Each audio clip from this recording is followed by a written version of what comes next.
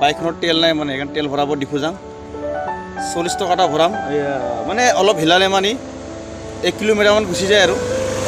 এতিয়া ডিপু যাম ডিপু ওচৰত ডিপু ভৰাই কেনে আহিম আজি মানে গাইজ ক'ত যাম ক'ত নাযাম একদম গাটো ভাল লগা নাই মনটো ভাল লগা নাই এতিয়া ভাবিলোঁ এই মোৰ ভাগিনজনী আজি বাৰ্থডে আছে তাতে এপাক গৈ আহোঁ বুলি ভাবিলোঁ আৰু যদি ৰাস্তাত তেল নোহোৱা হৈ যায় নহয় বাইকটো খুৱাই পেলাই এনেকৈ হিলালে মানে যিমান থাকে মানে 1-1.5 কিলোমিটাৰমান বেছিকৈ গুচি যায় সেইটো কাৰণে তো বলক যাওঁ এতিয়া বাকী একো নাই গাইজ এতিয়ালৈকে আমাৰ কামৰ খবৰ বাৰু অহা নাই সোনকালেকৈ আহিব বুলি শুনা পাইছোঁ চাওঁ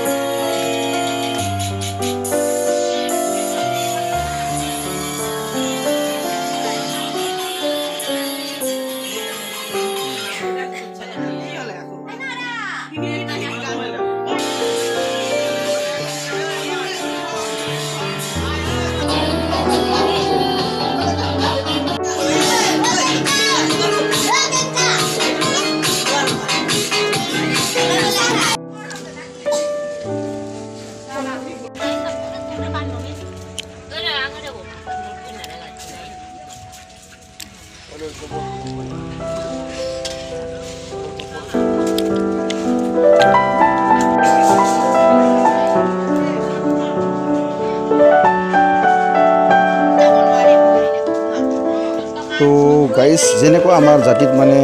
কল পাতত দিয়ে না চব্জিবিলাক এনেকুৱা মানে ইয়াত মিচিঙৰ ট্ৰেডিশ্যনেল আৰু মানে গছৰ পাতত দিয়ে চব্জি দিছে এইটো প্ৰসাদ টাইপ আৰু এইফালে ইয়াৰ স্প্ৰাইট দিছে 1 গিলাচ স্প্ৰাইট এয়া স্প্ৰাইট এইটো চিষ্টেমত চব্জি গাইজ এইটো চিষ্টেমত দিয়ে চব্জি